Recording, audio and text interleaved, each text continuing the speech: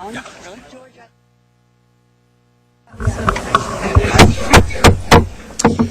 Welcome everyone to the June 19th City Council work session.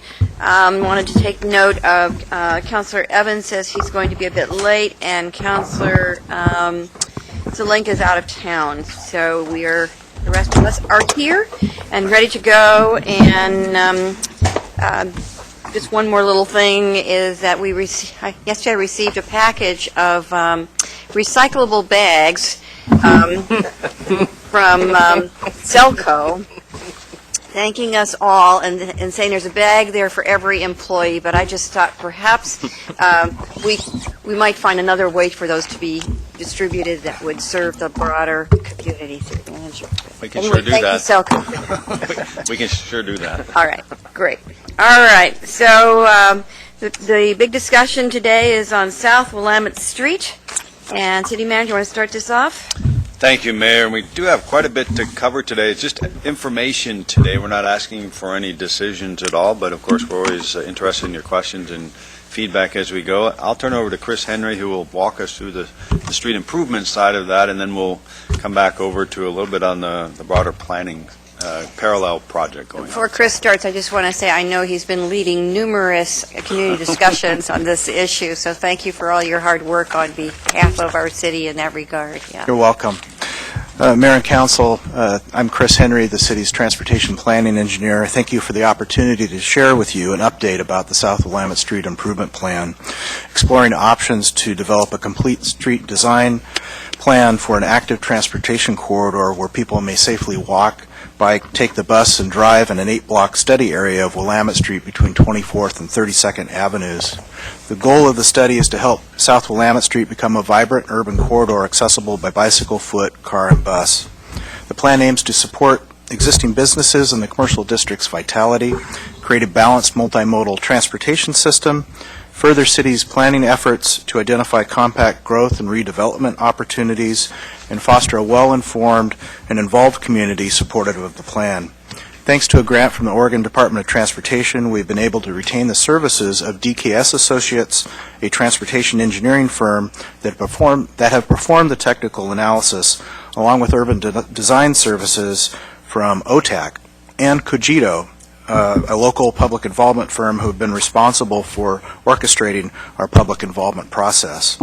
With me today are Scott Mansour of DKS Associates, who will present the results of their technical analysis, and Ellen Tinnity of Cogito, who will start with a brief review of our public involvement process. Ellen?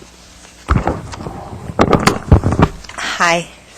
So you've probably seen in the paper, thanks to Ed, that there's been lots of public meetings and lots of participation. We've had, our process is to have 4 sets of stakeholder meetings, which I can describe a little bit more, but we've already been through 3 of those, and we've had our 3 public meetings, which have been fabulously well attended, over 300 at the second and another 250 at the third, including Councilor Taylor.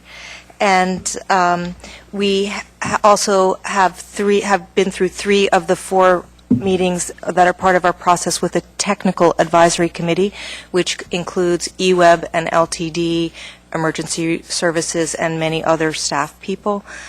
The 4th part of the public involvement, of course, is you and the Planning Commission and your role, which Chris will speak to later. So Scott's going to describe the results. Okay. So if you remember our last time before you, let me get this adjusted.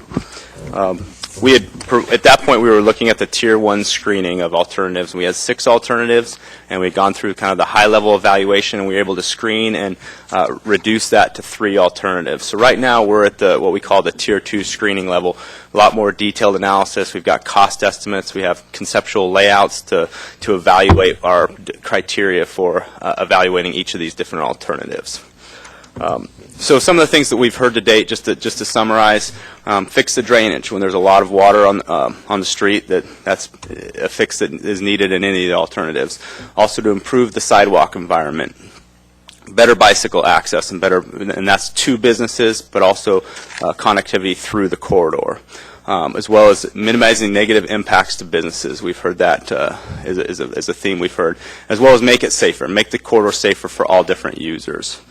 And the good news is when you look at all three of the alternatives that are currently being considered, each of those alternatives do just some of those things. Looking at, we'll be providing new roadway pavement. We'll fix the drainage, regardless of the alternative that's selected. Improve the sidewalk, whether it's a 9-foot or a 13-foot sidewalk. There are going to be improvements. We're going to fix it and make it better for pedestrians walking along the corridor. We're going to look at enhanced crossing options, so making it easier for pedestrians to cross and bicyclists to cross Willamette Street, regardless of the alternative. And also look at driveway modifications. There's a lot of driveways, and trying to work with businesses to consolidate and look at maybe even improvements on their site while consolidating some of their driveways. So just realize there are benefits on any of the alternatives that we look at. So just an overall corridor overview. When we talk about the alternatives, there's a segment between 24th and just north of 29th. And those of you who've driven the corridor routinely realize that it's a 4-lane section today, but then at the 29th intersection, it widens a bit for 5 travel lanes. So when we talk about alternatives, it really applies between 24th and just north of 29th, so approximately the Woodfield Station access is approximately that kind of cut off, and then we're looking at a different cross-section at the 29th intersection because we have more pavement width to deal with at that point. But then on all the alternatives, when you get south of 29th, all the alternatives really are the same in that segment. We're not looking at making any changes in that segment. So the 3 alternatives that have been moved forward to the Tier 2 screening is number 1, Alternative 1, which is the 4-lane option, which is very similar to a no-build, but there would continue to be some sidewalk improvements and other enhancements that could be considered with that alternative. The next alternative is Alternative 3, which is a 3-lane with bike lanes. So we're removing a travel lane and replacing that with bike lanes. So we have 3 10-foot travel lanes plus 6-foot bike lanes along the corridor. So that's our alternative, our second alternative. And our third and final alternative is a 3-lane with wide sidewalks. So this still has 3 travel lanes, but you take the additional width for the bike lanes and actually apply that to the sidewalk. So it's just a larger sidewalk option. And as we heard the themes, we heard from moving traffic to bicycle connectivity, as well as making the pedestrian environment. So I feel like from what we heard from the community, these 3 alternatives really hit on some of the key themes that we heard about. So as we talk about the different alternatives, this just kind of shows what we're talking about when it comes to travel lanes along the corridor, as well as bike lanes. So in Alternative 1, the segment between 24th to north of 29th would have 4 travel lanes, as exists today. Under Alternatives 3 and 5, that would be reduced by 1 travel lane to 4 travel lanes.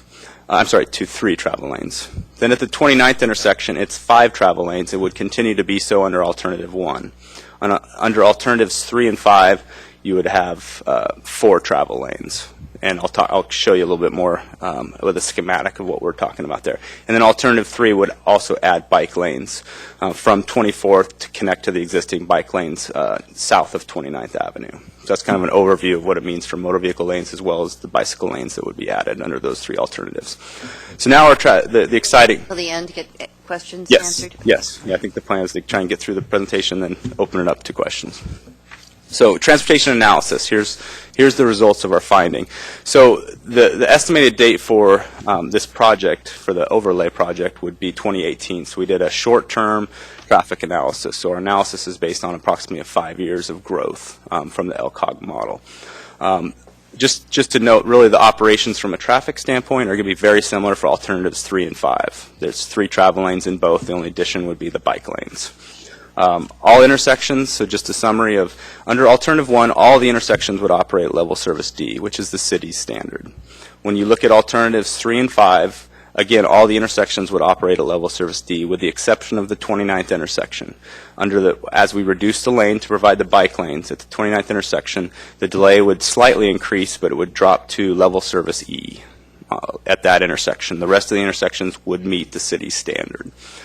And this is where I emphasize the policy issue before you. Scott mentioned that all of the intersections operate at level of service D, and I would say or better, Yes. Because 29th is the worst intersection. The other intersections function better. When we come back to you in the fall, if you choose to go forward with either Alternative 3 or 5, a lane reduction, that causes a level of service change slightly from level service D to E, you will have to consider a policy change for the level of service standard for motor vehicles within the city outside of the Central Area Transportation Study Area. Within that CATS, or Central Area Transportation Study Area boundary, we allow level of service E currently. That's the downtown core and some of the university area. The rest of the city, the standard is D, and if you wish, we can explain that ranking, but it's based on delay for motor vehicles. Yeah, average delay per vehicle. So the choice coming to you in the fall, the policy decision would be, if you want to go forward with a lane reconfiguration, you would have to adopt an exception to the standard, either for the intersection at 29th itself or perhaps for the corridor as a whole. So just again to provide some additional findings for alternatives 3 and 5 as compared to alternative 1.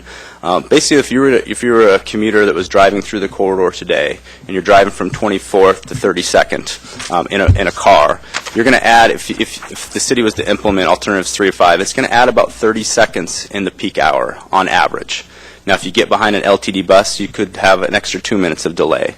And we've assumed in this evaluation, right now LTD has about 2 buses per direction in the peak period, and they have plans for 4, so we've assumed 4 in our analysis. But on average, you're going to have about 30 seconds of additional delay added to your travel time through the corridor. And some of that would be at driveways, some of that would be at traffic signals. One of the things to consider, though, is the vehicle queuing is going to be about twice as long as it is today. As you're going from 2 travel lanes to 1 travel lane each direction, the through vehicles are going to queue up. That doesn't necessarily mean your delay is going to double, which wasn't the case. But remember that you're going to have more of queuing, which is going to block driveways, so there is going to be some additional congestion in the peak period. You know, as you get off peak, as we're talking about 1 hour or 2 hours a day, the AM and PM peak periods, that you're going to have higher delay. The rest of the time when traffic volumes are lower, you're going to have little to no delay. Also, speeds reduce as you go from alternatives 3 and 5. You know, you don't have a travel lane to pass vehicles. So whatever, if you have a car that's traveling the speed limit, you can't speed. So it's based on the most prudent driver as you look at the corridor, which will improve safety. And as we've shown, and I have some other statistics for you, but this corridor has a very high collision rate. It's about twice as high as 50% higher than other similar facilities. So if you were to implement alternatives 3 and 5, it's expected that you're going to reduce your collisions somewhere between 10 and 30%. So you're going to have a big safety benefit by implementing alternatives 3 or 5. This is another slide just again hitting on when you look at 24th to 32nd. Your travel time, whether you're going northbound or southbound, again, the average delay is going to increase by about 30 seconds per vehicle. And again, you can have some that have less, some that have more delay, depending on the time you're going through the corridor. But again, that's the peak hour. It would be expected to be less the other 22 hours of the day. This is just a kind of a schematic showing, just to show visually.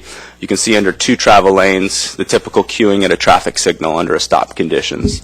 And then as you convert that to alternatives 3 and 5, you'd have 1 travel lane each direction. So your queues are going to be longer. You're still going to be able to serve that traffic, but your delays are slightly going to increase, as we discussed. And I will, as Chris mentioned earlier, the level of service E, the delay that was added by alternatives 3 and 5 barely kicked it over from level of service D to level of service E. So it was just a very marginal change.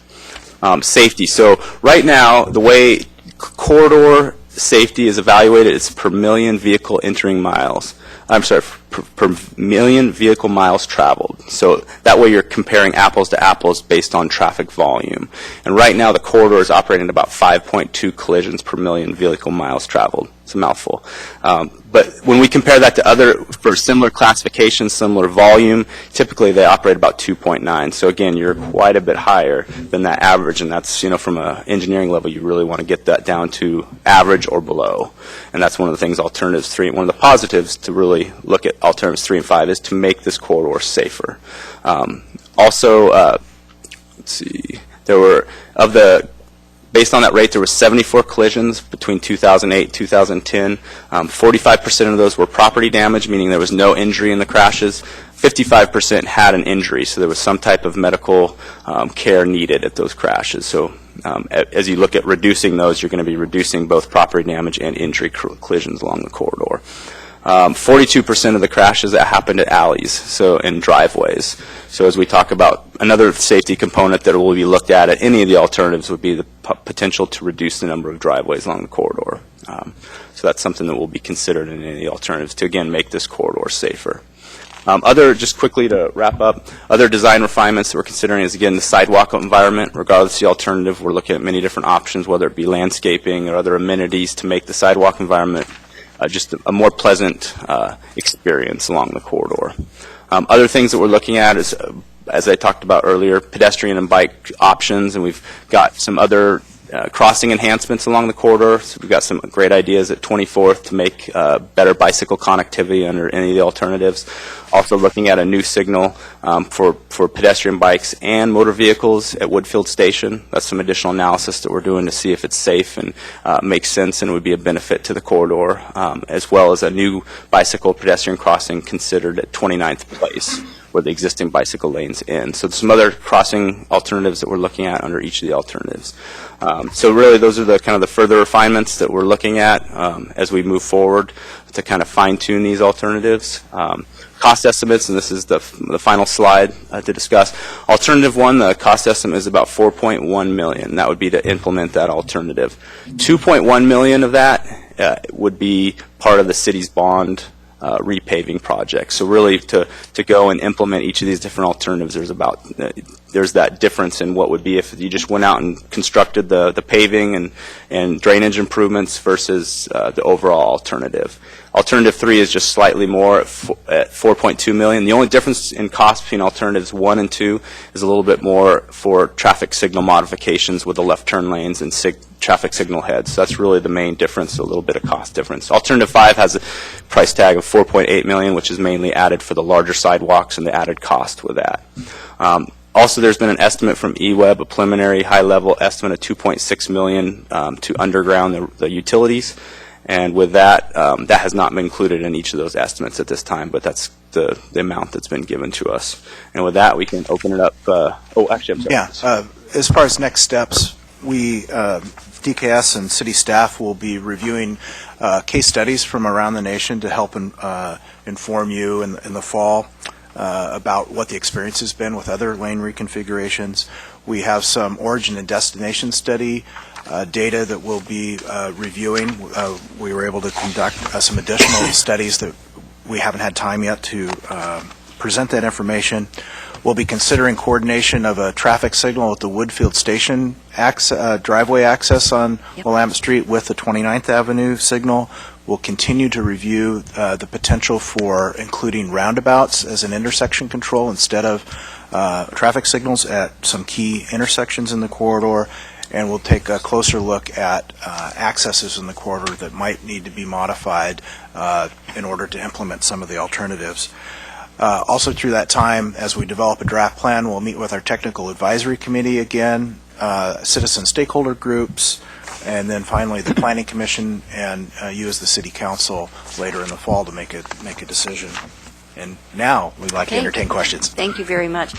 So could you explain, so the rating, it's an A, B, C, D, E rating? Yeah, A through F. So D is the acceptable? The City of Eugene's acceptable for Willamette Street is level service D, which when you think about level, it's not a grade. Don't compare it to sometimes we compare it to grades, but it's really what level of delay you want to. I'm not happy being a D plus. Yeah. If you were A, you'd basically be seeing very few motor vehicles on the roadway. Got it. And you would think that you've overbuilt the facility.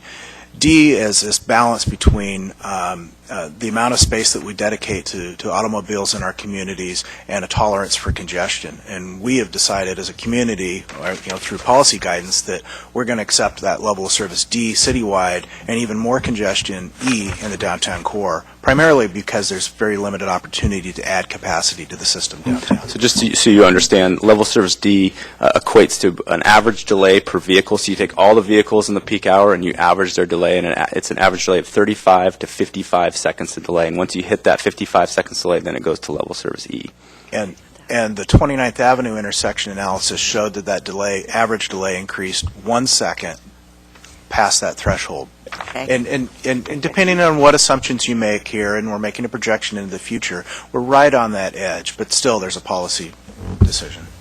So the only thing I say about that is that just makes me think about how careful it is how we talk to the public about what those things mean, because we all have in our repertoire what it means to be A, B, C, D, or E. That is sort of not generally thought of as a sort of an explanatory thing, but it's really about how well you're doing. And so I just Right. Yeah.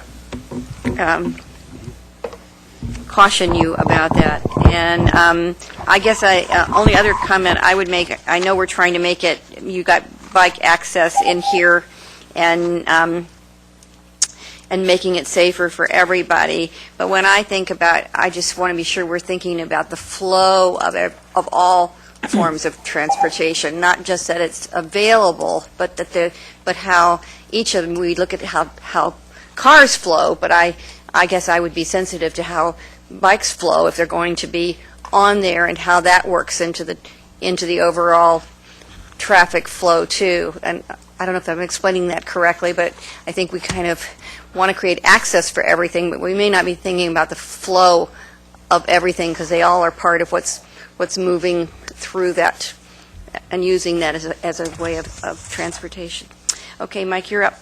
Thank you, Mayor. First of all, thank you very much for all the hard work and for the wonderful presentation. Appreciate that.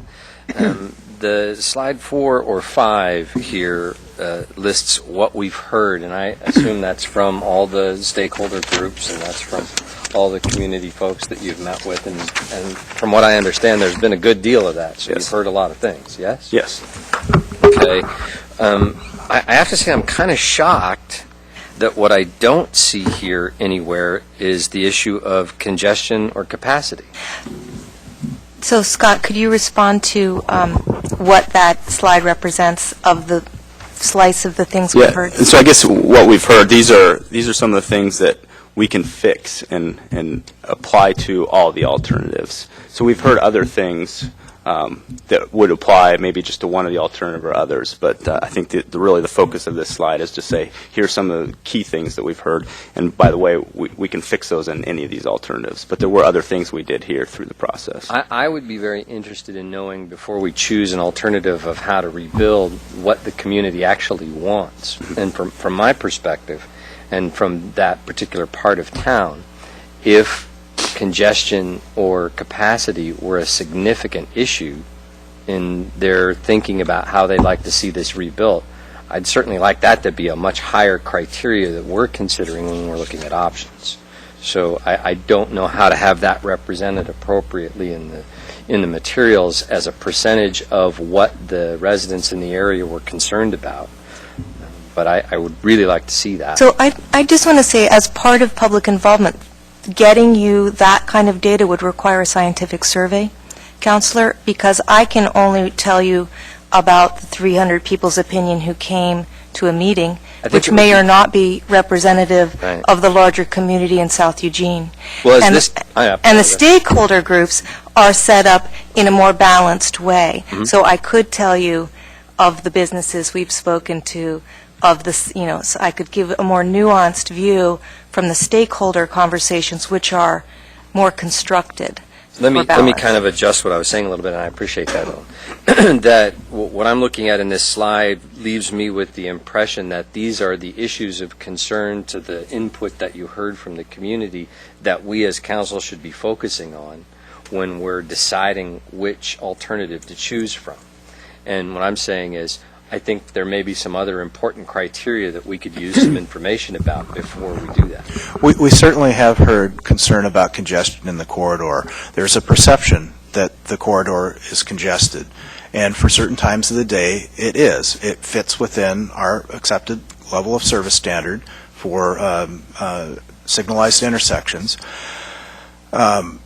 Yet at other times of day, it's not particularly congested. Those people, and I'm thinking, remembering what I was going to say, those people that have supported or shown support for Alternative 1, more or less keeping it the way it is, often state the reason why is because they're concerned about congestion, and they don't think that reducing the number of travel lanes or accommodating bicyclists in the corridor help the congestion problem. So that concern has been represented in the community discussion. My kind of key issue is that if for those residents and those stakeholders, if congestion is the major issue and we're going to spend this kind of money, I'd like to make sure that we're actually solving the issue most important to those folks. Secondly, I would say that I wonder, with everything we're doing around Envision Eugene, we're expecting a fairly significant increase in population, and that is one of the 34,000 over the next 20 years. And we've already decided on a number of policies to significantly increase density, especially on major travel corridors, of which this is one. So we can expect a fairly significant increase of use of this corridor. And I'm wondering, is the level D to E change of service based on current population levels and current usage levels, or is that projected out to the expected density that we expect to see over the next 20 years? The traffic volume projections include the assumptions made in Envision Eugene, and specifically for this area. It is not a significant increase in traffic volume growth on Willamette Street. It goes from the mid-16,000s to the mid-17,000s if we, in just alternative one with 4 lanes only. That represents about, well, I won't say because I think I have the number wrong in my head, but so about 1,000 more vehicles over the next five years a day are anticipated, and I'd say that's a rather modest growth projection.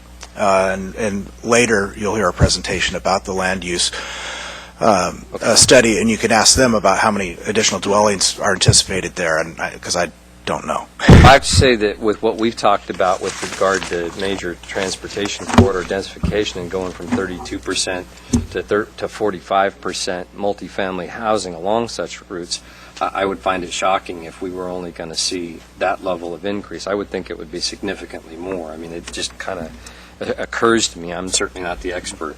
The other thing I would ask is, why is it safer, if safety is a significant issue, why is it safer with an expected increase in usage, a significant increase in usage, and then having dedicated bike lanes, how is it safer for bicyclists with an increase in traffic to put them in that direct position on that corridor? It's unsafe for bicyclists to ride on the sidewalk, and in particular to ride against the direction of traffic flow on the sidewalk. There's conflicts with pedestrians on the sidewalk, and there's conflicts with automobiles at each of the driveway accesses.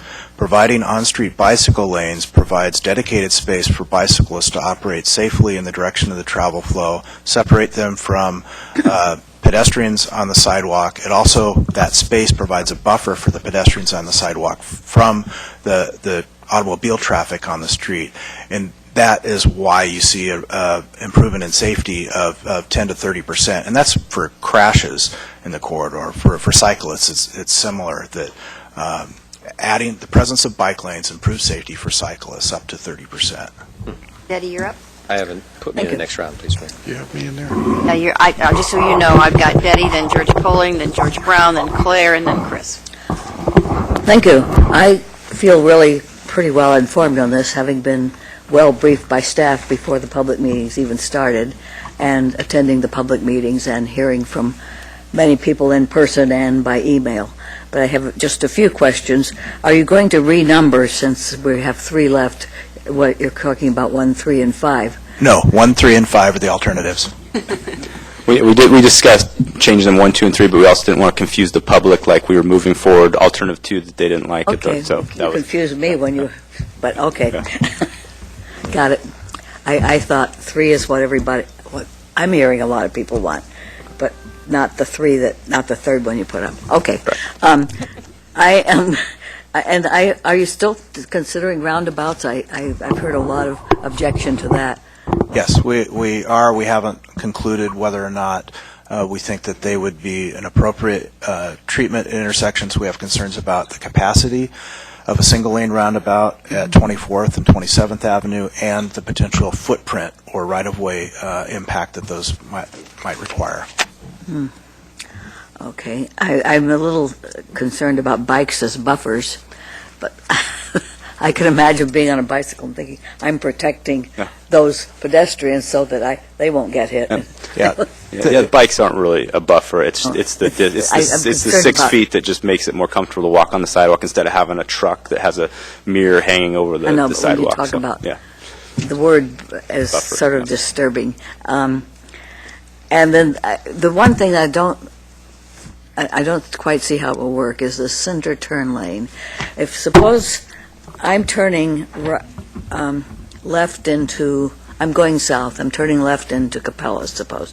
Someone going north is turning left to down to Earth. How do we separate that? How do you know? You have to be aware as you're pulling in. It's the very low speed. Typically, when you're turning into a turn lane, you're traveling less, 15 to 10 miles per hour. Yeah. So it's just they're everywhere, but you just have to share the space and be aware of who's turning into that left turn lane. It just sounds a little difficult on Yeah. this street with so many businesses there. Yeah, it's definitely going to be more challenging. That's why one of the important things would be implementation. It would be trying to reduce the number of driveways as well, especially now. conflicting driveways where you're going to have conflicting And are we areas. assuming that we might reduce the speed limit to 20 miles an hour? No. Why not? Why? Well, the speed limits are set by speed studies, and based on more or less the prevailing speed on the street. It's based on the current speeds. The speed limit of 25 mile an hour is consistent with that methodology. And I people suppose currently go 30. the 85th percentile of drivers go about 30 miles an hour, yes. Mm-hmm. And you can set the speed limit within 5 miles an hour of that 85th percentile speed. If we were to do an after study, if the 3-lane option was selected and implemented and people were, well, now I'm getting into gray area. 20 miles an hour is a different statutory issue about central business districts, and I can't speak accurately about that. But 25 is about as low as you get in the urban environment unless you call this the central business district. Just to add, though, Some countries, they do 20. Yes. alternatives 3 and 5 have been proven to reduce the travel speed. So that 30 miles an hour, if you change it to the alternatives 3 or 5, you will reduce that speed. Okay. Well, this is such a short distance that I don't know why people are worried about delays. We're talking about 5 blocks, right? 8 8 blocks. blocks. Let's see, from 24th to 29th. Well, Well, 5 blocks. the conversion, the difference in lanes would be between 24th and 29th. The travel time was from 24th to 32nd. The Yeah. increase in delay over those 8 blocks was 30 Okay, seconds. but the conversion is a very short distance. Correct. Yes. Where you're going to have 3 lanes. Okay, thank you, that's all. Rich Pulley? One of my questions has already been answered, and that was on the level of service ratings and how they come by that. But I do want to kind of concentrate on the safety and collision slide that you put up. The statewide average is 2.9 collisions, Per million vehicle Yeah. miles traveled. and we're at 5.2. Is that based on a similar type of road? Classification of roadway. Yes. Okay. So that's totally unacceptable. We do need to do something about that. And then I do have several questions about the collisions. Is it possible to get a little bit more stats on the types of collisions, time of day, that kind of thing, if it's, rear end, turning violations, whatever the case may be? And then there's been a total of 5 bicycle collisions. Has there ever been a bicycle count done on that stretch of road? How many bicycles travel that? We did during the peak periods at the signalized intersections, but not a daily count. That's something that we might be able to do with our partners at Lane Council of Governments. They have equipment to count bicycles. We haven't planned to gather that information yet. Okay, and then again, I'd like to, if we have the stats on that. We do. Yeah, we definitely do. We'll share that with I'd you like to directly. find out the types of causes of the bicycle collisions, if it's vehicle failure to yield right away or bicycle traveling the wrong direction, whatever the case may be, because all that's kind of important to me to help me kind of formulate an idea. And then, have there been any pedestrian vehicle accidents in that stretch, in this 2008, 2010 period? Yeah, I don't believe there was any pedestrian So pedestrians have been pretty safe then? Correct. Okay, Based on the data. based on the data. Yeah. And then the last question I have is, has there been any type of projections or studies done as far as the, I guess it'd be northbound traffic past 24th, primarily to, what is it, 19th, 18th, 19th, where it curves to go to Oak Street, where it narrows down into 2 lanes? Has there been any projections as to if alternative 3 goes into effect, X is going to occur in that stretch, or if alternative 5, X is going to turn into that stretch? The projects are independent. There's a paving project going to occur this summer that will add bicycle lanes from where they stop at 17th Avenue to about 23rd Avenue, because we're not sure what we're going to do south of there. And then when this project is implemented in 2018, whatever the decision is about what the number of lanes are, they will mate up or match to what happens further north in that segment. And they're all compatible, partially because the bike lanes on Willamette Street that'll be implemented this summer connect facilities that are on 18th Avenue to facilities that are on 24th Avenue. So there's some independent utility there. Yeah, I know we went round and round here a couple of years back as to the redesign of that stretch of Willamette from 18th to 20th. So that's another issue. And the conclusion, if you direct staff to study that again, we will seek funds to do so. But otherwise, the conclusion is leave it. I don't think I want to direct staff Okay. to do that. Thank you. Yeah, and I kind of agree with Betty as to looking at the speed limits. Just this morning I had to go to my dentist, whose offices are just north of the Civic Stadium, and I had some traffic lining up behind me going southbound, kind of irate because I was waiting for traffic to clear to make the left turn, and traffic's traveling at all different speeds. And I've got a little bit of history as to judging speeds, and I know that most of them are going over the 25. And I had people angry at me because I was not turning left. Well, I know there's not enough room, so maybe there should be a reduction of the speed zone or speed limit in that area. So I've got George Brown and Claire and Chris in the queue, and I'm taking note of the time. It is now closing in on 12:40. We're supposed to move into the next section at 12:45. Does the next section take, how long does that presentation take? Do we have any flex here? I want to leave time for people to ask some questions, too. So maybe if I have to, I'll add maybe 10 more minutes on this section if I need to. Okay. George Brown? Thanks, Mayor. I've got a couple questions is all. We were talking about, you compared this with other facilities, similar facilities. Were they similar in that they had 4 lanes and were on a heavily traveled business core? I mean, the vehicle count were similar, vehicle miles and vehicle counts, but was it a similar physical setting of 2 travel lanes in each direction and heavy concentration of businesses mixed in with apartments? And I mean, for when they look at the statewide average, it's really based on classification, and the volume is accounted for in that evaluation. But as far as the number of businesses, number of driveways, that really wasn't.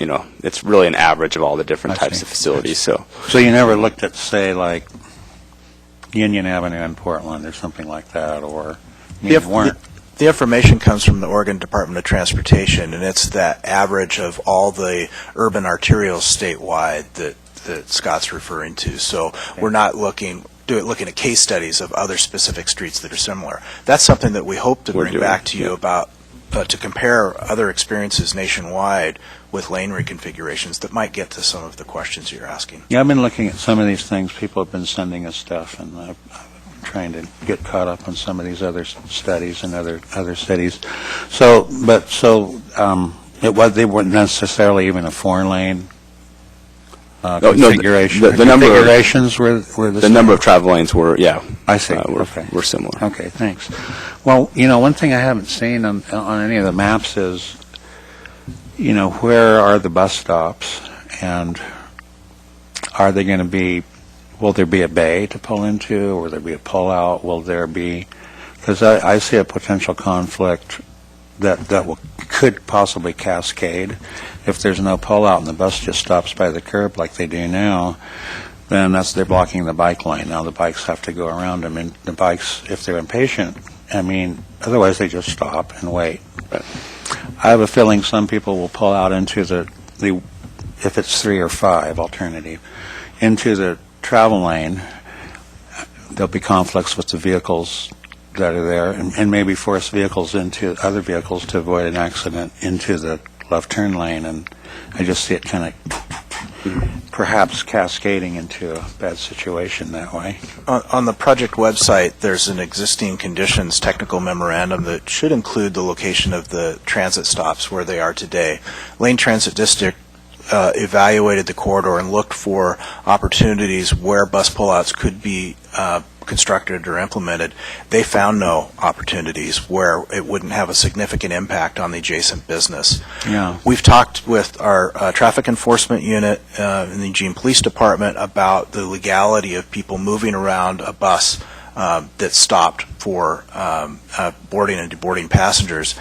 They said our conclusion and interpretation of the law was that it's okay to treat that bus as an obstacle and use a portion of the center turn lane, if it's clear and safe to do so, to move around that obstacle. Mm-hmm. With alternative 3 with the bike lanes, the bus would be stopped in the bike lane, and so only a portion of the bus would be in the travel lane.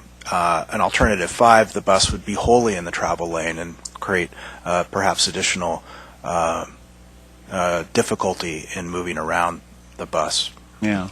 Well, I see that happen almost every day. People whip around the bus into even the opposite lane sometimes, and so I've observed that. I drive that frequently, and used to live in that neighborhood, and I came to the same conclusion. There's no place to put a pullout. It's highly unlikely that we would include bus pullouts without spending a lot of money to mitigate, the property owner and the business, and it just looks virtually within the utility poles and everything. It's, basically the problem is the street was just not wide enough to accommodate all of the desired uses.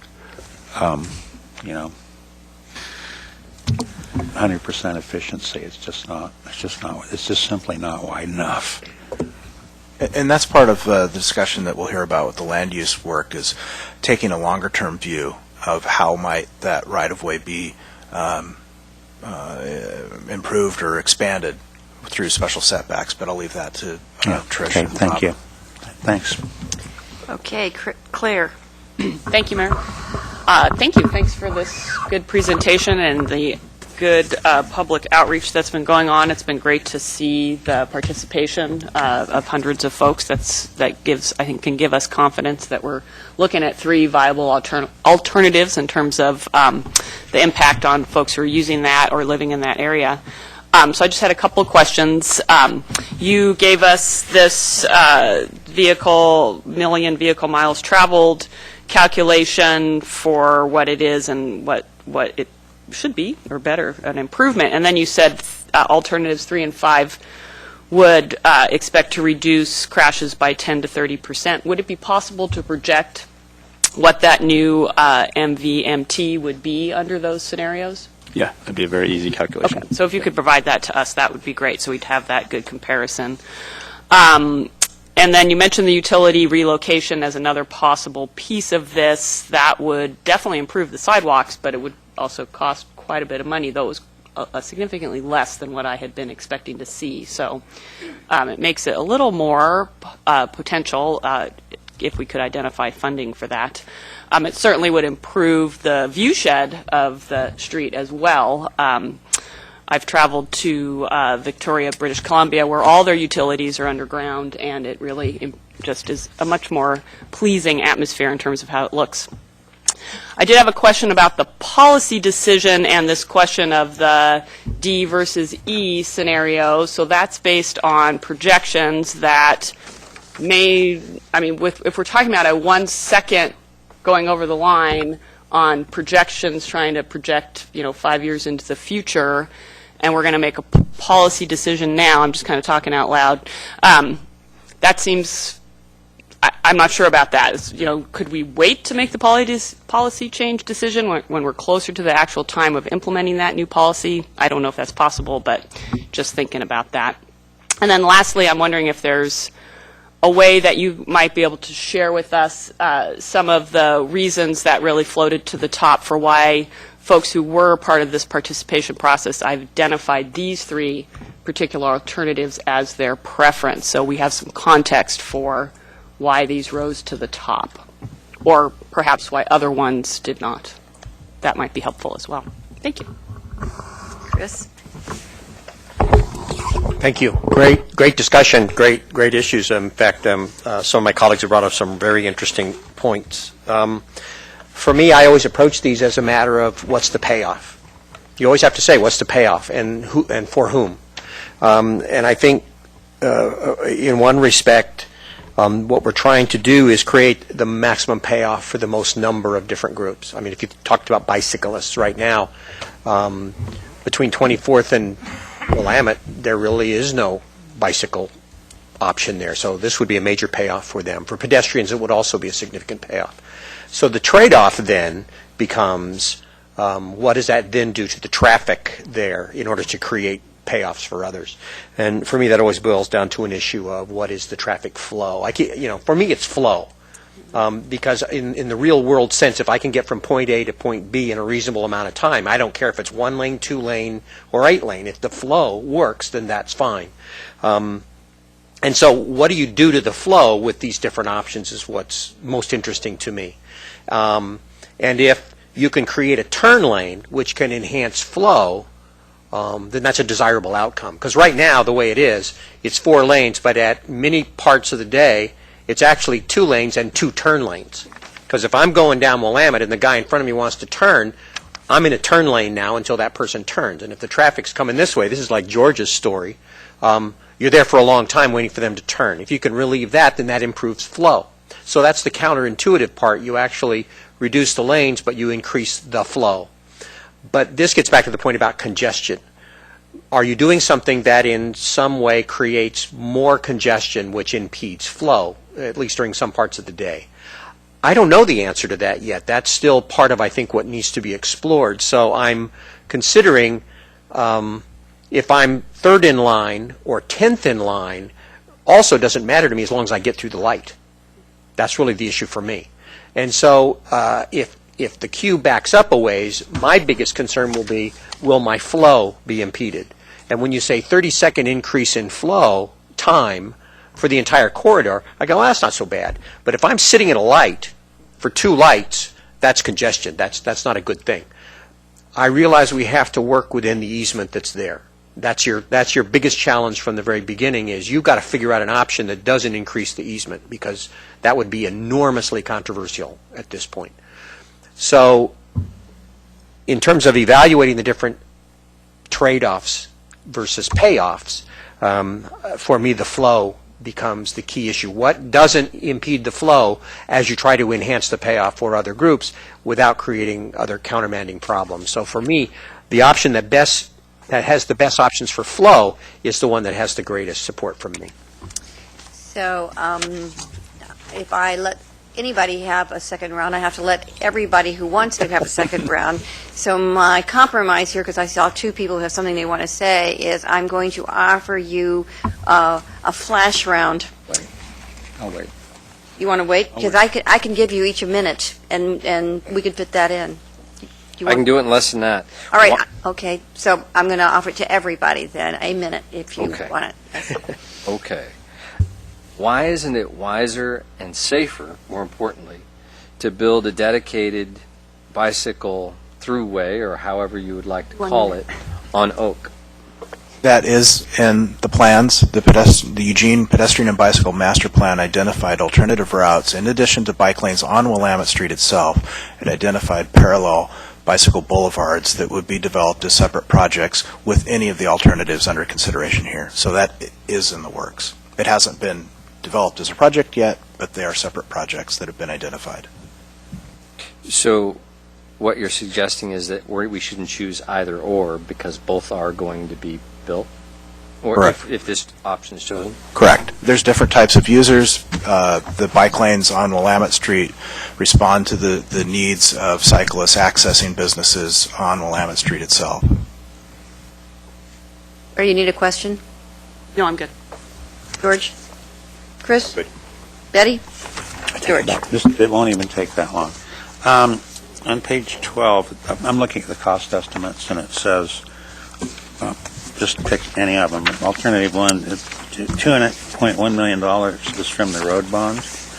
I'm just wondering where the extra, what will be the source of the other $2 million? We don't know yet. The $2.1 million is not entirely the bond measure money. The stormwater fund would have, the stormwater improvements would have to come from yet another unidentified funding source. I see. And as you identified, the balance of the, say, two more additional $1 million, we have yet to identify a funding source for that. But our Public Works Director is very confident that we'll come back to you with some kind of proposal. Also, the $2.6 million that it would cost to relocate utilities in the corridor has not been identified. That's non-identified also? Oh, Right. Okay. Okay, thank you. So I just have a couple quick things within my 1 minute. One is that all the robust meetings you have been having are for the very purpose of hearing from people, and they are invited to participate in all of those things so that we can, that's the purpose of them being there. Second is that I think there's very limited pedestrian use in that area because of all the obstacles that are there to pedestrian use. So if we're successful, you will see a big upswing in pedestrian use. Third, I think while it's very important to think about how people get from point A to point B, I also think it's very important to think about how that feels to live in that area and use it as your 20-minute neighborhood, so to speak, too. So all of those things have to come together. And fourth, I would really like to hear from both our fire department and LTD their take on these these proposals. That would help me understand what they really think about it. Okay, let's move on to the next presentation. Thank you all very much. Thank you, Mayor. As we're transitioning, just a couple other pieces on this. If there's any counselors that would like more information, of course, please let us know. Staff will be willing and welcome the opportunity to sit down with any counselors to work through more detail. And then, of course, there will be more meetings on this as we move into the fall. So there will be more opportunities to delve into it with more time available before you have to make a decision. So this is just kind of the introductory pieces on a couple of these. And I feel sure we'll try to be sure that we have adequate time at the meeting for people to talk about it as much as they need to. We will schedule enough time to ensure everybody is able to work through whatever information you need. So, Chris, should I just turn over to you? Big maps. You're up. Oh, Robin? I'll kick it off. Let's do it. I'm Robin Hostick with the City of Eugene Planning Division, and with me is Patricia Thomas, also with Planning. And I wanted to provide a couple of introductory remarks just to orient us a little bit towards what we're going to be hearing. So, what we're talking about today really is area planning. And we've heard a lot about area planning over the years, especially as we've developed the Envision Eugene recommendations. And the recommendations basically say that area planning is our most important tool for figuring out what compact urban development, compatibility, and neighborhood livability really mean for an actual place in the community. So when we talk about finding appropriate places in particular, just as an example for denser housing, and remembering that this is really what allows us to meet the goal of zero UGB expansion for multifamily housing. This area planning is really where the rubber meets the road on that concept. So the South Willamette Concept Plan really emerged as a pilot project for area planning. And there's a lot of incredibly interesting work here to share with you. But we recognize that we have a pretty limited time to do that. So what we're hoping to do is give you a pretty high-level overview and find out from you, and this is just during the course of discussion, what some of the areas are that interest you most, and give you an opportunity to have us come back and share a little bit more information with you. So with that, I'd like to turn it over to Tricia. Okay, thank you. Good afternoon. Good afternoon. So the South Willamette Concept Plan has reached an important milestone. It's a strong, clear concept to create a great place, and it's founded in a really strong community envisioning process. The project's been featured in Envision Eugene updates and newsletters and referenced in many conversations about area planning. The presentation will have 4 sections: an overview, connecting it to Envision Eugene, a public engagement background, the vision itself, and the next steps. Important outcomes identified in Envision Eugene are transforming corridors for compact urban development, as well as core commercial centers, and providing appropriate transitions from higher to lower intensity uses. As you know, these strategies are meant to reduce the need to expand the UGB for residential and commercial uses. You're all familiar with this map, the community vision map, with the corridors and the core commercial centers identified. And on the screen, you see a circle dropping down showing that South Willamette is a great combination of the 2 of those, making it well suited to area planning. In planning for the future, it is useful to look back at the former character of the area. This aerial photo from the 1950s era shows that this district was on the edge of town. It had lots of available open space, and new housing was beginning to be built. Further back in 1915, it was dominated by the Eugene Country Club and a large golf course over on the south side of College Hill. Today, the character, in contrast, is vibrant, robust, with a big range of uses. You can see in these images around this slide that there are open spaces, parks, shops, services. It's the area we know and we love, and yet where there's an interest in change. So looking back for a reason and looking forward at what it is now, we know that this plan will mark a point in time where it sets a framework for development over the next 20 to 50 years. Just orienting you briefly to the study area, there's kind of a gold glow on the screen there that shows what has been studied. It goes on the east side from Amazon Park, on the west to the base of College Hill, the south to the Y of Willamette and Donald at 32nd, and the north to 23rd Avenue. The screen, Willamette runs up the center, and 24th and 29th run at the northern and southern horizontal points. Now, as we plan for the future, the goals are to enhance the area's best qualities, support business success, guide future development by setting standards for new building types and locations, and accommodate types of housing and affordable housing that we currently don't have sufficient numbers of, as well as setting the stage for physical improvements such as the Willamette Street Improvement Project. There's been a rich community engagement process. Like Envision Eugene, this project's based on lots of talking and listening and sharing of information. The plan was built incrementally in a step-by-step visioning process with the community. In fact, each of the images on this timeline show opportunities for people to come together in workshops and other settings, information presented and input gathered. Robust public engagement moved the project steadily forward. The outreach has been extensive and varied, and input's been collected in all sizes of groups and with different groups of stakeholders. The roots, in fact, of the project were an early collaboration of the Friendly Area Neighborhoods and the Southtown Business Association, who are working together to meet some of their goals for the district and ask the city to partner with them. Over 600 people along the way asked to be updated regularly on the email list. Presentations are available in person and online, and out of that, 450 questionnaires brought responses showing a high level of support for the outcome. The planning commissioners participated with actually attending events and holding a forum recently near the end of the concept planning process and gave unanimous support for the concept plan, and their recommendation is attached to your packet. So this is the cover of the concept plan on the screen, or more brightly right here. The key highlights of the plan, the community vision, include open space and connections, building form, and an implementation plan. This is not a regulatory plan, but more of a plan of action. There are steps to come yet to turn it into a living action. There are 2 primary maps in the plan, and before you have large-scale versions of them that were just passed out. This is the connections and open space map. And the concepts that compose this map are those that create a well-connected and walkable neighborhood. The major features of this are a future bus rapid transit route, which would be along Amazon Parkway, that are in the long-term transportation plan. There's a concept for a heart of the walkable district, which is the blue sort of zigzag line that goes from Willamette over to Oakway, or pardon me, to Oak Street.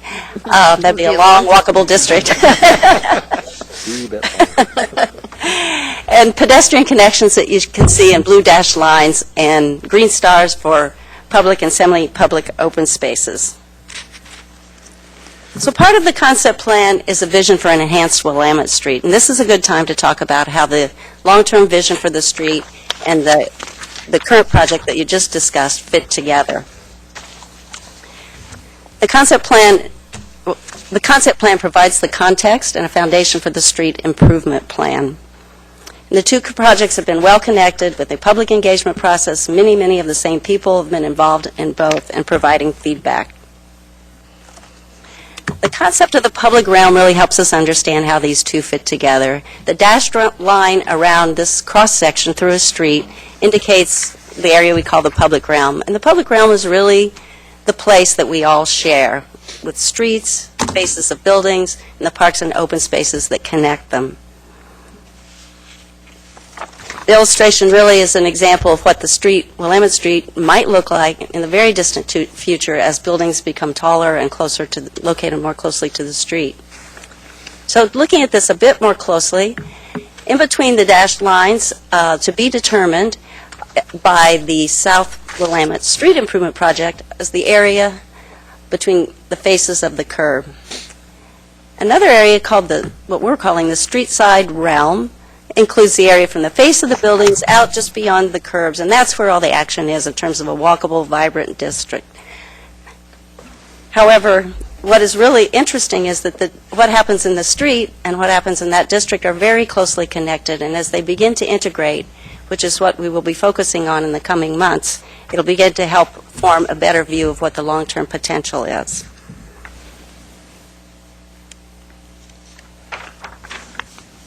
The second primary map in the plan is the Places for Business and Living map. Some of the key concepts in this map, and I might orient you again, I think it's pretty clear, the north and south is Willamette, top to bottom, and 29th is in the lower portion going east to west. This map, these colors represent various uses. The orange-red is a mixed use. The kind of golden color represent apartments and condos, and the lightest color represent more single-family housing types. So this really reinforces existing development patterns. It represents a moderate level of change, erring on the side of accommodating less growth. After the community conversation, we learned that was where people were landing. It also addresses affordability and smaller dwellings with some specific concepts, and it considers transitions and building types. In addition to these patterns, the building types that are described, that are represented, are described in the next several slides. So the community determined that the character and the scale of the buildings are really important, and these are some of the images we actually used to help understand and talk about this in public events and online. For example, the concept plan guides redevelopment of mixed-use areas in the distant future to multi-story buildings that move closer to the street. Perhaps they're 2 to 3 stories tall at the street side and stepping back at the upper levels. The goal of these types of buildings is to enliven the ground floor, to support business success, and to create an active atmosphere. Apartments and condominiums are another building type, and again, these are based on a little bit taller, but maybe 3 to 4 stories buildings and 2 to 3 stories at the edge of the street. We've talked a lot as a community about compatibility. The South Willamette Concept Plan process really took this to heart, and we worked closely with the community to develop a plan that emphasizes compatible transitions. While large or multiple family housing is really encouraged, other kinds of housing are suggested to help bridge those transitions. The apartments and condos with a row house character is really meant to break down the scale of large apartment buildings, provide a series of doorways, porches, landscaping along the street to create a more walkable, pleasant kind of street experience, and particularly in places like that might lead to transit stops. And of course, in addition to buildings with row house character or row houses themselves, the community identified those as a suitable building type to transition between single-family areas and multiple-family areas. And finally, at the least dense end of the range, we have various options for single-family housing. We know that we have a gap in our community, what we're learning through Envision Eugene, and the kinds of housing needed for empty nesters, people downsizing, young people, and we don't have sufficient numbers of those. So this introduces things such as cluster cottages, courtyard housing, and then, of course, some we already have, but encouraging more might be secondary dwelling units and perhaps alley access housing. And finally, this illustration, these illustrations demonstrate what the flow of construction types might look in a neighborhood as they sort of move from one scale to the next. The upper one is more of a single-family grouping, and the lower one shows moving from multiple family or from mixed-use buildings down to a multiple-family building, then to row houses, and then to single-family houses. And finally, one of the things that was discussed was what about the actual facades, the faces of the building, things like large windows and well-defined entrances and awnings. And the community is interested and understands the importance of those features in truly making it a successful, active, walkable district. These will be further vetted, and these will be encouraged in the development and further vetted in the process coming up. And this map, you have a large glossy one of this is before you as well in your packet, is the illustrative plan. It's hypothetical, but it gives us a chance to show how all these kinds of developments, if they were put together, would again flow. So finally, moving to where the next steps are, where we are now is with the concept plan. The next step will be implementing the plan. And there are three major components to that, all of which will include continued outreach and engagement with the community, and opportunities to come back to decision makers. There are plan and code amendments to implement the vision. The community investment part of the program is part of Envision Eugene. You've already started some of that with your conversation about revamping MUPTI. The public improvements, such as the South Willamette Street itself. So the two next steps would be to work with Planning Commission to prepare the draft plan and the code amendments, and then coming back to City Council for more discussion on those amendments, on the collaboration with the South Willamette Street Plan, and the long-term concept to fulfill the vision, and then the ongoing Envision Eugene discussion on community investments. So with that, it concludes the presentation. Thank you. Thank you very much.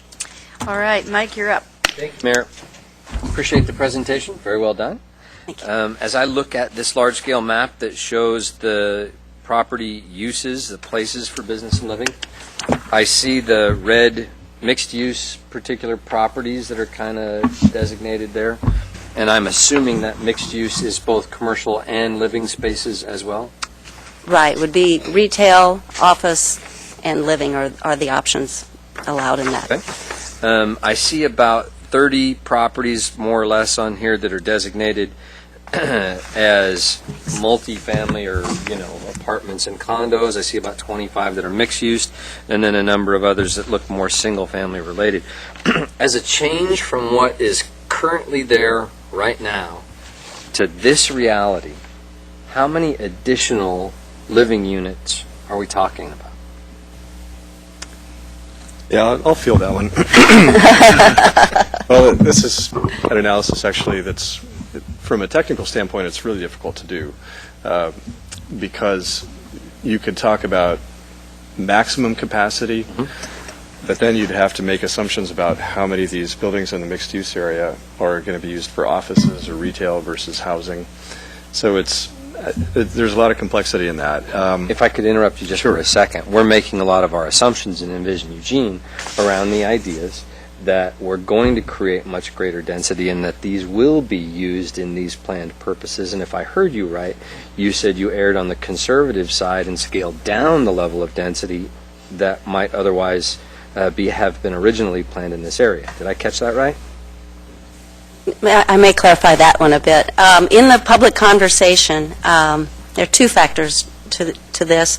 One is there is a great deal of capacity there now because of the allowed zoning, but we don't anticipate that it would get developed in that way with 12-story buildings, for example.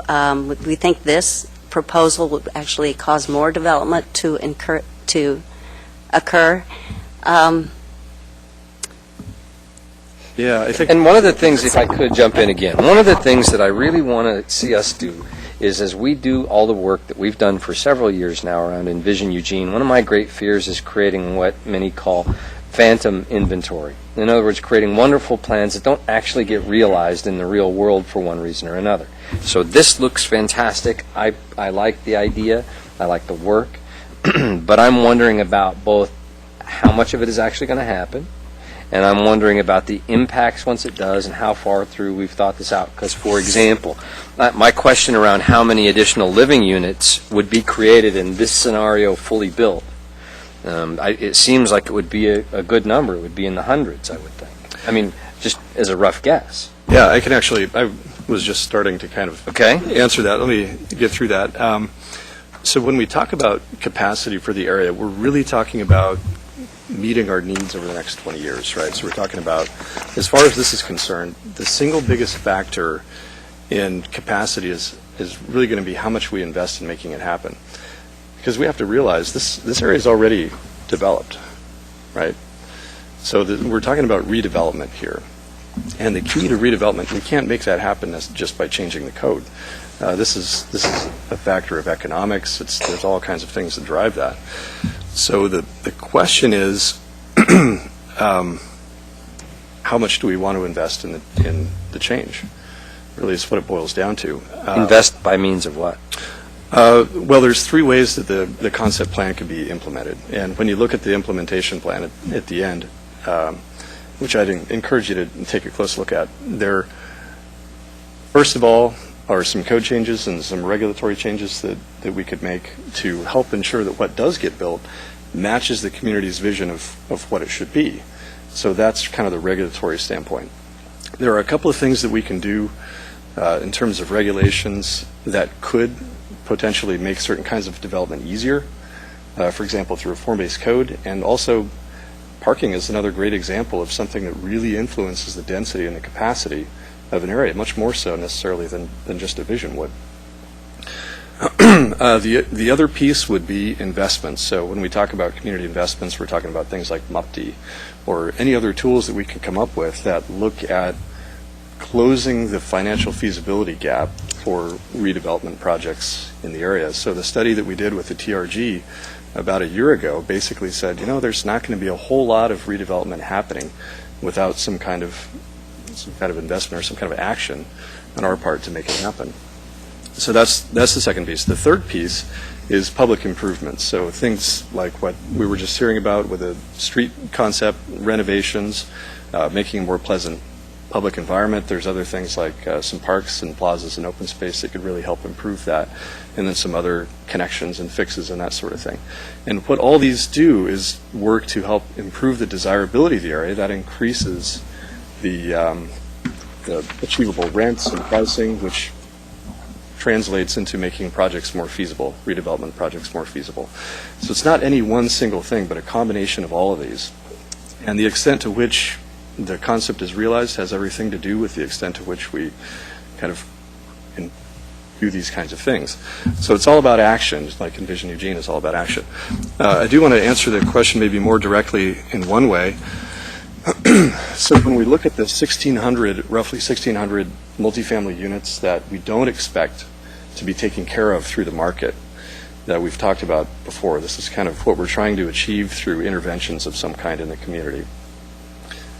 If we look at the areas of town that are closest to change, downtown Franklin area, South Coburg, and South Willamette, and we look at South Willamette's proportional share of that, you come up with about 200 to 250 units for the area.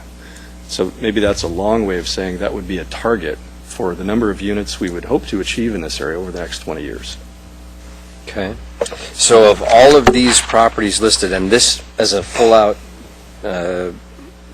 most favorable scenario, best outcome, this would achieve us, how many did you say? An additional 200 to 250 units of multifamily housing.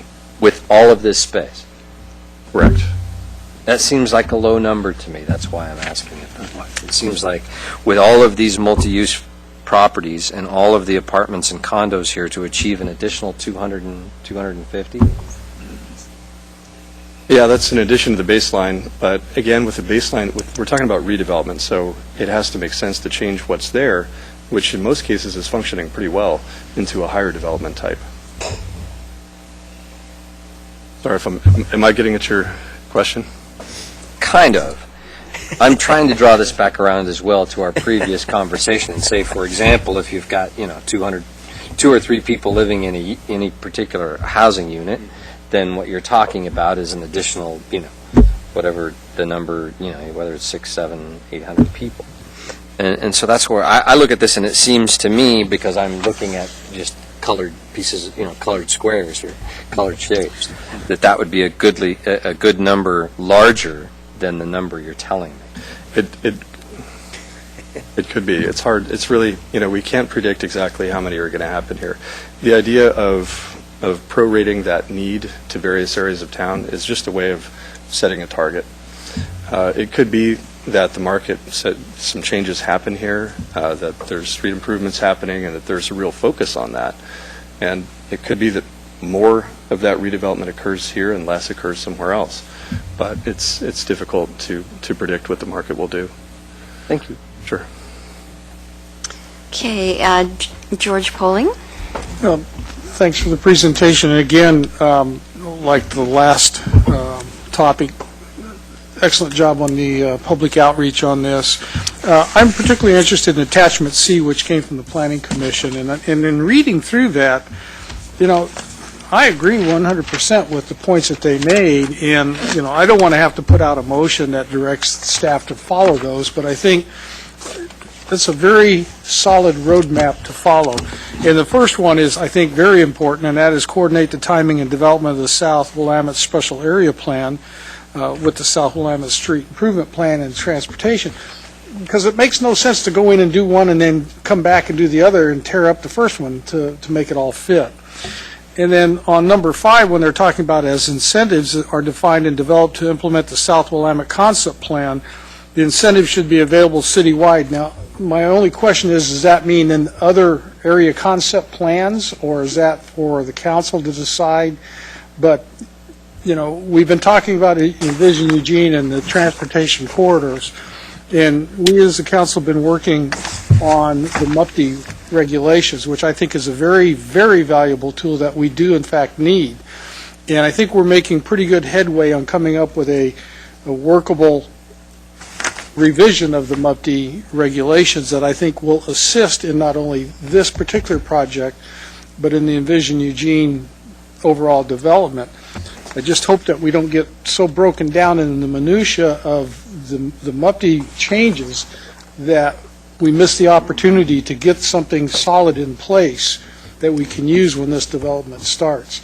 So I encourage us using the recommendations put out by the Planning Commission. I think they're a great starting point.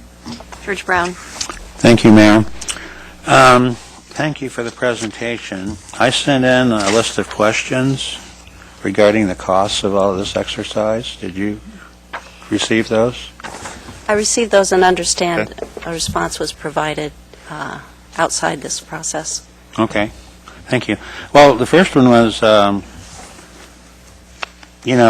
please provide a breakdown of the total cost to date of this visioning exercise, and, in consultants, facilitators, city staff, time, materials, advertising. The second question was, what is the source of funds to pay these costs? And do we have is there an answer to either one of those? Sure. Yeah, basically, it's been general funds, and that's the funds that pay for staff. Okay. This is really the first project of this magnitude that we've undertaken completely in-house using staff resources. Okay. So we did have a very small budget for materials. Okay. Probably around $5,000 for printing and mailing to people in the community. Okay. And well, okay, but see what what I need to know is what the total cost is of everything. Of total staff time, we can get Yeah. you that number. Okay.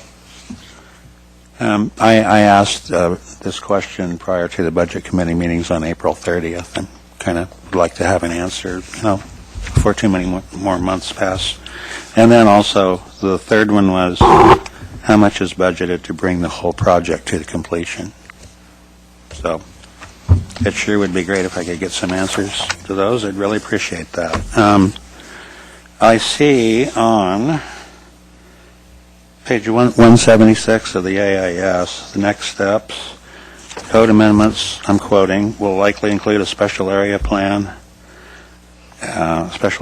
So my question with this part is, will council be expected to, will we adopt this special area plan as a refinement plan to the metro plan? Is that the ultimate goal here? It won't be a refinement plan, that I think in the way that we understand refinement plans. The best comparison, I think, would be with the Walnut Station special area plan. There will be some refinements to the metro plan that will be needed to change some underlying designations, but it won't be a refinement plan per se. A special area plan is different from that. Okay, well, I kind of have some problems with that idea. It seems like if we're going to make all these code changes and things, should be part of a refinement plan to the metro plan, in my opinion. I think that's a problem. I think that's a pretty bad problem. Okay, let's see. How much time? I'll probably need another round, Mayor, but I'll just kind of start off. I think that we're working on some unexamined assumptions here with these plans about the various neighborhoods and referring everything back to Envision Eugene. One of the underlying assumptions is that very little or no development will take place in the future without fairly massive public inputs. In other words, tax breaks, forgiveness of SDCs, all these things like that. And I don't believe that. I mean, I see things being developed all over town right now that without benefit of any tax breaks, good projects. And then to go to this area here, well, I'll need another round. So we have about 6 minutes left of this discussion. What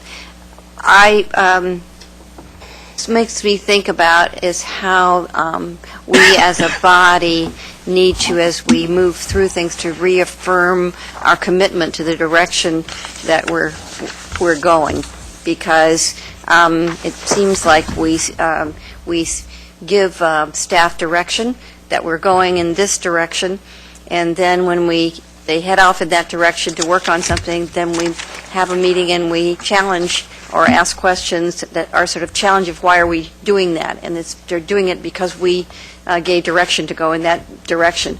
So I think we have to be careful to be consciously reaffirming our commitment to the direction we're going and sending those signals to our community that that's what we have decided to do and that's the direction we're headed.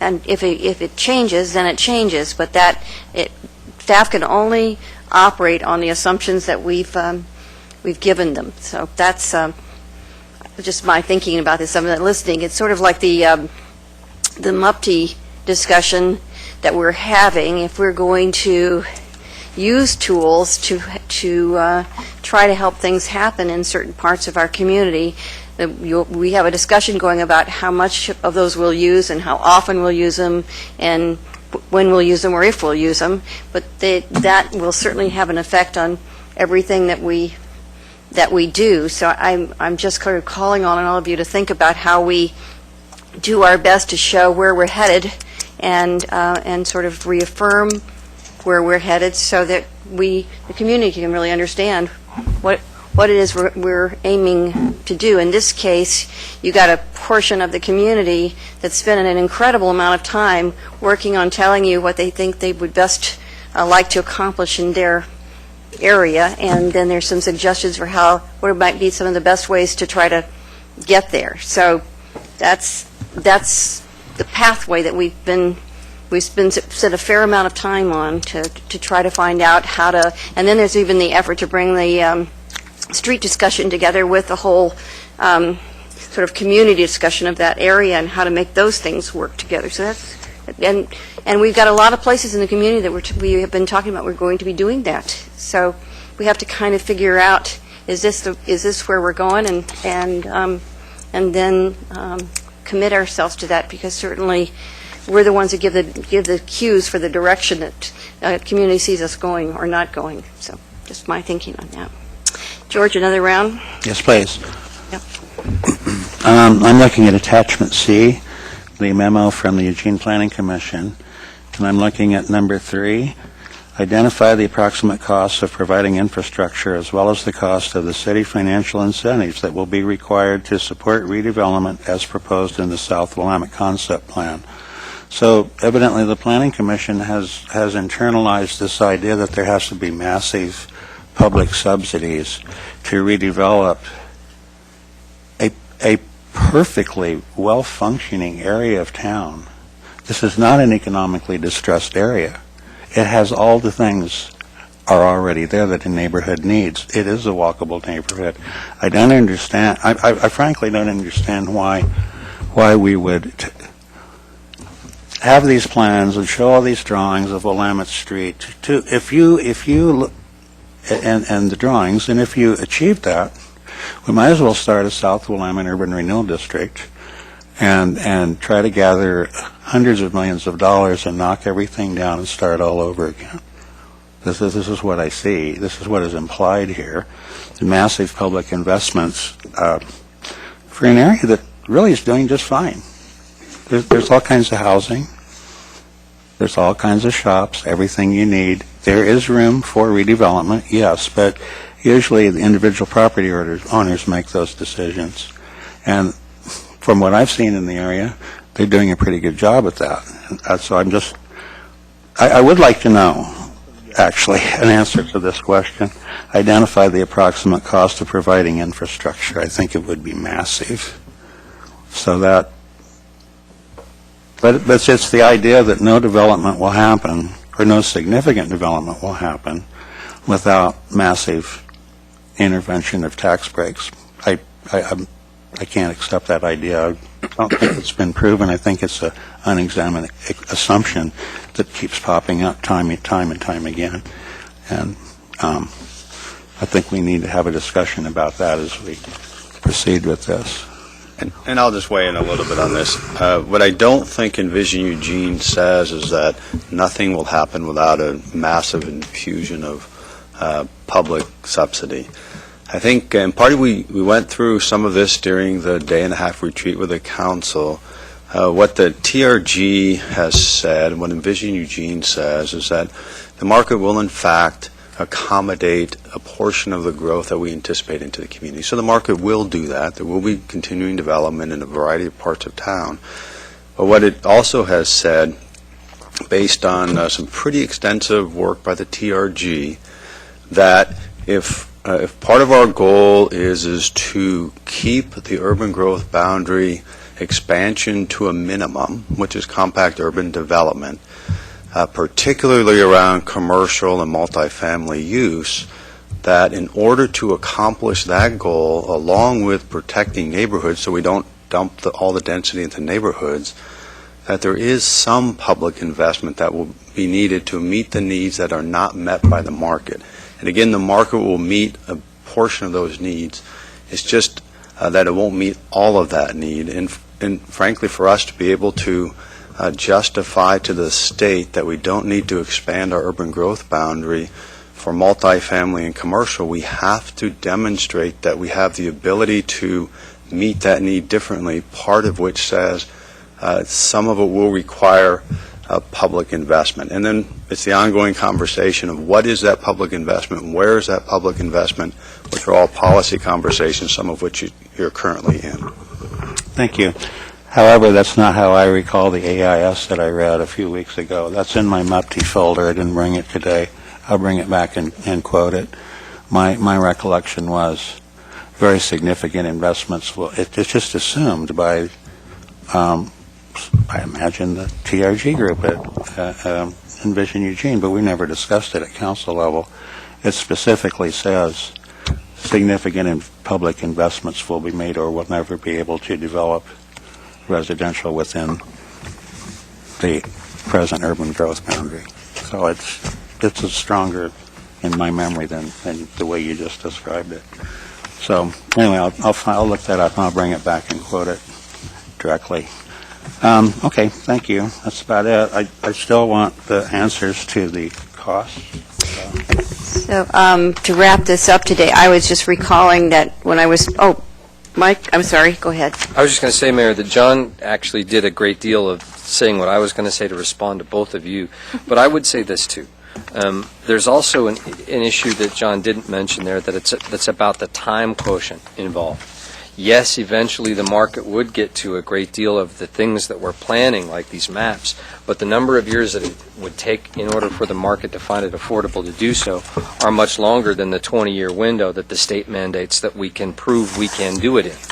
So if we're going to create these plans, that we're going to have this kind of density in that kind of time frame, then we have to make sure that if the market doesn't get it done, we're incentivizing the market. Because to say that we shouldn't participate in the market from an incentive standpoint, I would agree with you. But then we shouldn't participate in the market from a regulatory standpoint either.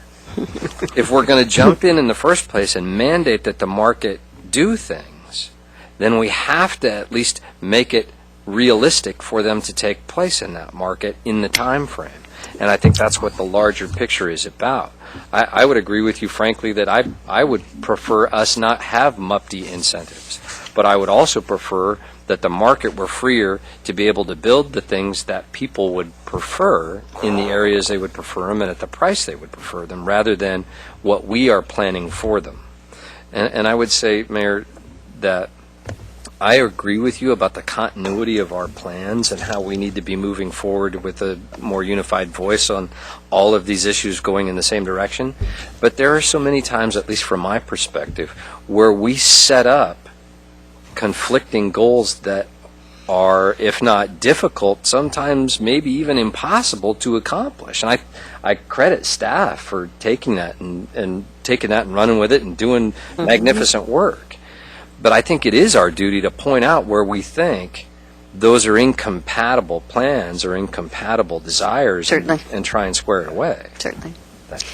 The only thing, just to wrap this up, that I was going to say is when I was first mayor, one of the first meetings I remember at Tsunami Bookstore was people in the neighborhood of Willamette Street talking about how they didn't think their sidewalks were usable enough, how they felt, how the businesses wanted to be more engaged in how to make that area more accessible and nicer for everybody. I mean, there was conversation about the street, the sidewalks, the connections, the usability. All of those things came out from the very beginning, from not from us, but from the neighborhood, saying that they thought they had a golden place, but they wanted to make it a little better. They wanted to make its functionality better. They wanted to make it easier for them to use it, and they felt at least at that point that from a pedestrian point of view, it wasn't very functional or usable for them. And there were a number of meetings on that where people self-initiated to really try to take up that issue and try to make that portion of the community not just something that cars dash through, but that people live in and enjoy living in and feel is their piece of their where they can see their friends and do business and all of those kinds of things. So I think this is in part our work of envisioning the community, but it's a lot about what that part of the community is envisioning for themselves and how they want to live with each other. So thank you all very much.